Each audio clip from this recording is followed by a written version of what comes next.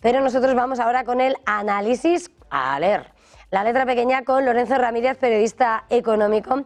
Lorenzo, muy buenos días.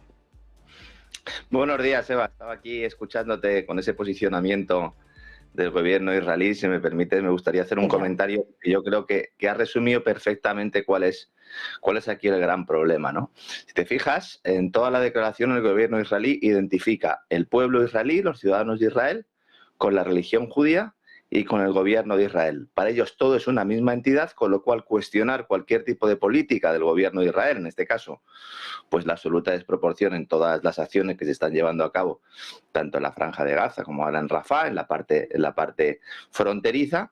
Cuestionar cualquier tipo de acción de este tipo implica no solo atacar al gobierno de Israel, sino atacar al pueblo de Israel y, por lo tanto, atacar a los judíos, con lo cual cualquier tipo de crítica es antisemita. Esto es profundamente tramposo, es en esencia totalitario, porque implica identificar, como digo, pueblo con religión y con gobierno, y fundamentalmente es la esencia del problema que tenemos. Y también identificar la defensa del pueblo palestino con la defensa del terrorismo de Hamás es otra gran trampa argumental. Aquí el problema fundamental que tenemos es que nos están llevando a una ratonera semántica, a una ratonera de las palabras, a una especie de neolengua que permite pues defender una serie de posiciones que son absolutamente indefendibles. Aquí lo normal sería que el gobierno de Israel pues se sentara en un banquillo, no solo por lo que ha estado haciendo en la Franja de Gaza, sino sobre todo por las acciones de su propio gobernante, que ha sido acusado de corrupción, el presidente o el primer ministro Netanyahu, y que esto pues de alguna manera le sirve para hacer un poco, salvando las distancias, me entenderán los españoles, como hacía Pujol, ¿verdad? Cuando decía, bueno, es que atacarme a mí es atacar a Cataluña,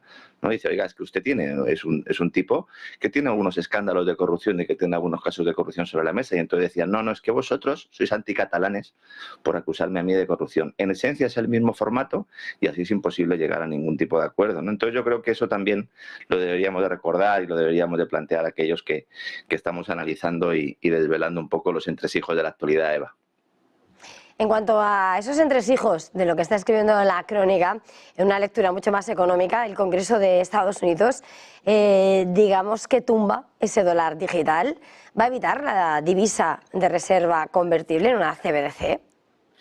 Bueno, yo con lo cenizo que soy, hoy voy a... Mira, me ha salido hasta el acento andaluz. Hoy voy a empezar contento, ¿no? Yo creo que es una gran noticia. El Congreso de Estados Unidos ha dado luz verde a una ley creada para evitar que la Reserva Federal pueda lanzar su divisa digital de banca central, CBDC, el dólar digital, siguiendo la estela del resto de bancos centrales del planeta que trabajan para poner en marcha este nuevo sistema monetario que está diseñado para incrementar el control de los ciudadanos y de las empresas, especialmente de las pequeñas y medianas, poniendo en manos de una autoridad central, en este caso pues la Reserva Federal, no escogida por la sociedad, los bancos centrales, la Reserva Federal en Estados Unidos, la exclusividad a la hora de crear dinero y, lo más importante, la posibilidad de introducir criterios de ingeniería social para, empleando ese dinero, pues modificar decisiones de consumo, de ahorro, de inversión a unos niveles realmente distópicos, superando incluso el actual control que tienen estas instituciones sobre las vidas y haciendas de las personas, con un elemento añadido, que en el caso de Estados Unidos la Reserva Federal es un banco central que no es público, en este caso pues es propiedad de los bancos, de los grandes bancos, en buena medida bancos que nacieron en la City londinense, ¿no? Hoy que están tan de moda hablar de injerencias extranjeras, ¿no? Este proyecto de ley está impulsado por un grupo de congresistas republicanos que prohíbe expresamente a la Reserva Federal usar ese dólar digital, esa CBDC, Central Bank Digital Currency, como instrumento de política monetaria. Esto ha salido adelante a pesar de la oposición de buena parte del Partido Demócrata, que siguiendo las órdenes de la Casa Blanca pues defienden la implantación de este nuevo dinero para utilizarlo, como digo, para incrementar el control social. Pero es importante que tengamos en cuenta también la lucha interna que hay dentro del sector bancario, porque no hay consenso ni dentro de la Reserva Federal ni en el sector bancario norteamericano. La patronal bancaria se ha opuesto al lanzamiento del dólar digital.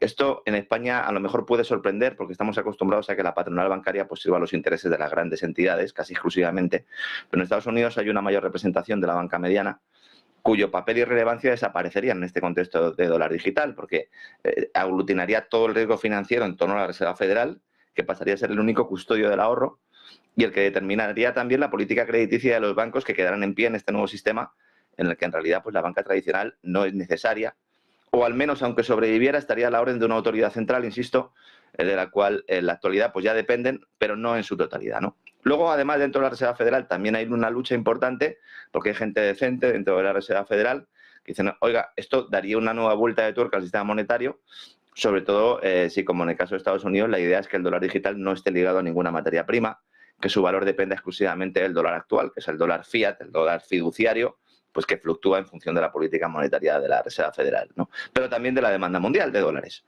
Y aquí es donde entra también el componente geopolítico, una demanda determinada por la capacidad de la Casa Blanca y también del Pentágono, evidentemente, para convencer al mundo de que el dólar debe seguir siendo la divisa de reserva, bien convenciéndoles con buenas palabras o poniéndoles una pistola en la cabeza, que son las dos formas básicamente en las que se hace esto.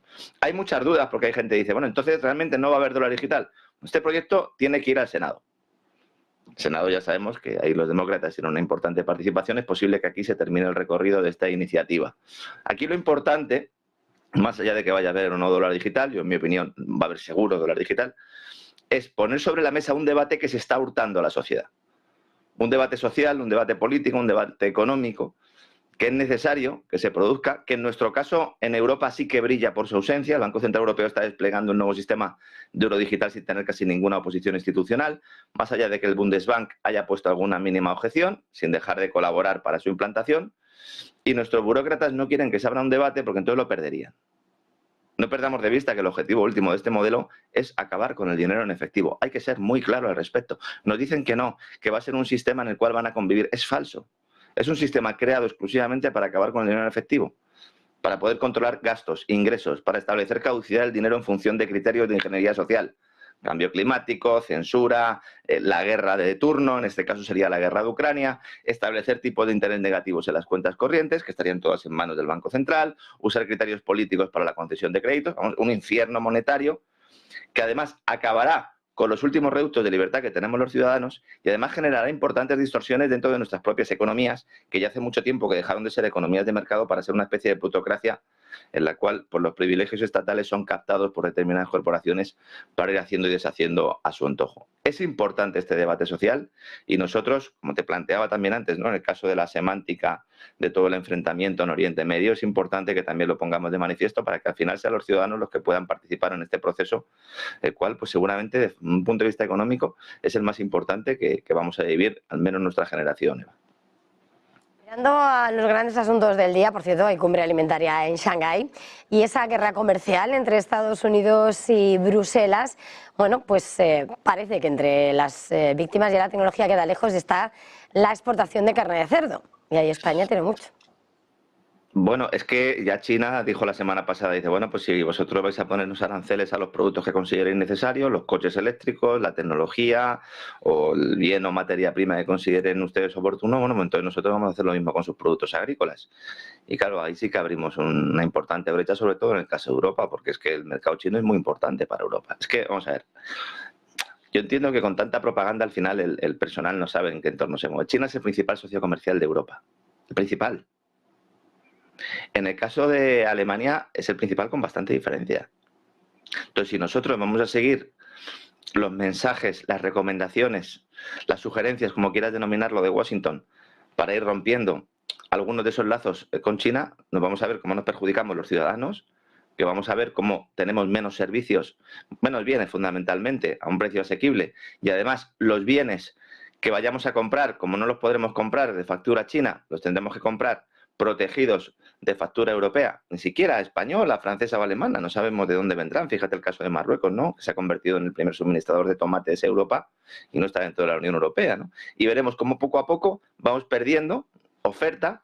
La oferta que tenemos de productos cada vez va a ser más cara, las empresas no van a poder conseguir los insumos que necesitarán, sobre todo en determinadas áreas o en determinados sectores que son dependientes completamente de China. El de las renovables es el mayor ejemplo. Yo siempre lo pongo porque aquí sí que no hay duda de que hay un interés político por la promoción de renovables. ¿Cómo vas a promover las renovables si necesitas a los paneles fotovoltaicos chinos, si necesitas las denominadas tierras raras chinas? No puedes hacerlo. Entonces, en el momento en el que pongan un arancel, estamos muertos, ¿no? Y ahora, pues China lo que hace es tirar un poquito de la cuerda y enseñarnos también esa patita, ¿no?, como con el famoso cuento que nos contaban de pequeños. Entonces, varias empresas chinas han dicho, bueno, vamos a hacer ahora un estudio, vamos a hacer una serie de informes, preparando pruebas, dicen ellos, para solicitar a las autoridades chinas que abran una investigación antidumping contra algunas importaciones de cerdo provenientes de la Unión Europea. En realidad, se va a hacer sobre todo el sector agrícola y ganadero, pero el cerdo se ha puesto sobre la mesa. Evidentemente, la carne de cerdo es muy consumida en China, por lo tanto, pues desde un punto de vista también mediático y propagandístico, es una buena elección, ¿no?, si lo que quieres es lanzar un mensaje al mundo, que es una medida que podría afectar especialmente a España, porque España es el mayor suministrador europeo de cerdo a China, aglutinando cerca de 400.000 toneladas en ventas al año. Fíjate que si China está importando 1,5 millones de toneladas de este tipo de carne, no solo nosotros le damos 400.000, que es la más popular entre los consumidores del país. Y, como digo, es importante. De esos 1,5 millones, la mitad viene de Europa, con lo cual, para que veas realmente, ¿no?, el peso que tiene España. También está sobre la mesa la posibilidad de también banear o establecer una serie de aranceles a productos químicos. China ha señalado que tomará represalias contra las barreras comerciales introducidas por Estados Unidos y la Unión Europea, también al iniciar una investigación antidumping sobre las importaciones de productos químicos. Esto ya es lo que le faltaba a la industria química alemana. La industria química alemana, hundida, absolutamente destruida, sobre todo por la ruptura de la alianza energética con Rusia, porque ya no pueden conseguir el gas barato que venía por Nord Stream, ahora perderían uno de sus principales clientes. Por no hablar del mercado del automóvil. Las automovilísticas alemanas tienen el 50% de la producción en China. Entonces, ahora que Europa, en este mes de junio, tiene que determinar si va a poner o no aranceles a los coches chinos, pues los chinos sacan la patita y dicen: oye, no hagáis el tonto, nos necesitáis nosotros, vosotros nos necesitáis a nosotros más de lo que nosotros os necesitamos a vosotros, que esto parece un trabalenguas, pero es así, es decir, Europa necesita a China muchísimo más de lo que China necesita a Europa, y entonces es una guerra comercial, al final, que perjudica a Europa. El canciller alemán, Olaf Scholz, lo ha admitido, el primer ministro sueco lo ha admitido, sobre todo en el caso de los vehículos eléctricos, pero hay muchos más elementos. Si los gobiernos europeos siguen las órdenes de Washington y dinamitan sus relaciones comerciales con el gigante asiático, vamos a sufrir todos, ciudadanos, pequeñas empresas, pequeñas y medianas empresas, grandes sufrirán algunas, otras no. ¿Por qué? Porque serán las que se beneficien de esta política proteccionista, que en realidad, pues parece que estamos hablando, ¿verdad?, de políticas del siglo pasado. Con políticas proteccionistas nunca se ha llevado a desarrollar ningún país. La Unión Europea, en buena medida, el fracaso económico ha sido por ser excesivamente proteccionista de puertas hacia afuera, porque aquí creamos un mercado común, pero luego pusimos una barrera para evitar que los países del tercer mundo se desarrollen, y al final esto es profundamente anticompetitivo, porque tenemos a empresas, grandes empresas, que no son capaces de competir y que necesitan el privilegio estatal, vía subvención o vía arancel, en realidad son las dos caras de la misma moneda, para poder sobrevivir a costa de sacrificar al resto de la economía, y a largo plazo también ellos desaparecerán, porque no habrá dinero público para mantenerlos. De ahí que muchas de estas corporaciones sean multinacionales y entonces se marchen a otro país para saquearlo. Nosotros no podemos votarlos con los pies, pero ellos sí se pueden ir a otro país a conseguir el presupuesto público, Eva. Decías hace un momento, ¿cómo van a fomentar las energías renovables? Pero ahora lo que es que hay más riesgo de apagón en España porque el sistema eléctrico no está preparado para garantizar el suministro. Pero es que esto también sabíamos que iba a pasar. Es decir, yo llevo dando la matraca con esto desde hace mucho tiempo, lo he hablado contigo muchas veces, lo he hablado con José Antonio muchas veces, no porque yo sea muy listo, simplemente porque escucho a los que saben medianamente de esto. Y es verdad que se ha pasado un poco por encima de toda esta cuestión porque era el gran elefante en la habitación que nadie quería ver en el sector eléctrico. La noche del jueves pasado hubo que activar de nuevo el sistema para reducir el consumo eléctrico de urgencia.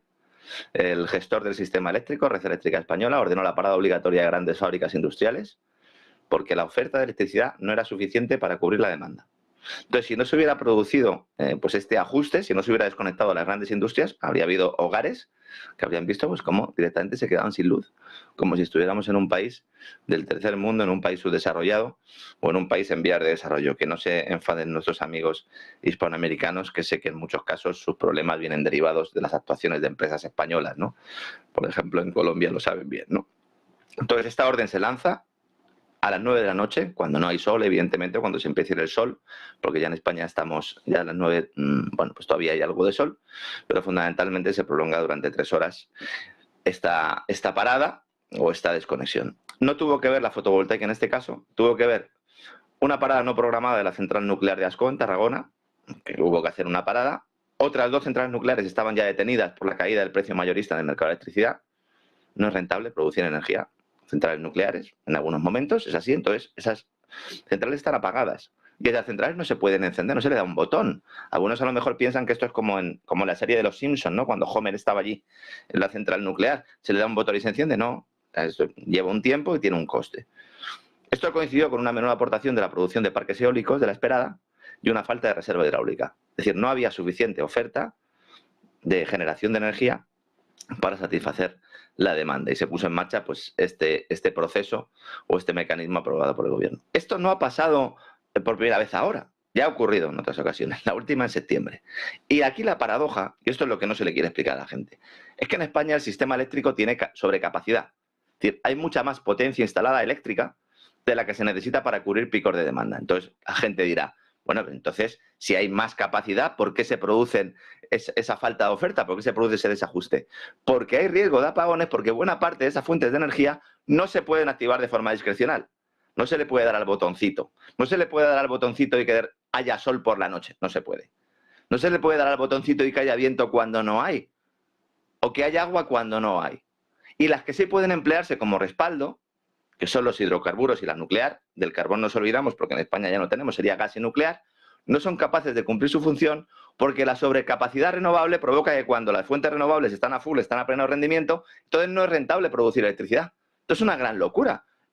¿Hemos muerto de éxito? No, hemos muerto de primas, de subvenciones, de potenciar una serie de tecnologías, de primarlas desde el aparato político, en lugar de dejar que los precios determinaran qué energía había que producir en qué momento. Los precios, y esto claro, sobre todo la izquierda, pero también la derecha, ¿no? Los socialistas de todos los partidos que dice Hayek.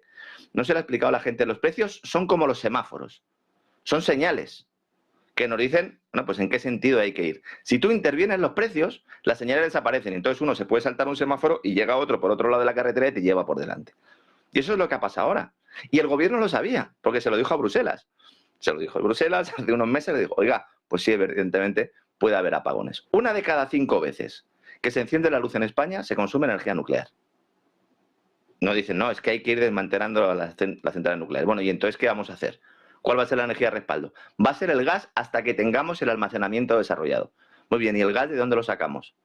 Porque si no podemos hacer aquí ningún tipo de prospección, no podemos utilizar el fracking. Ojo, que hay gas en España, para que no se quiere sacar. Entonces, ¿de dónde lo sacamos? ¿De Argelia?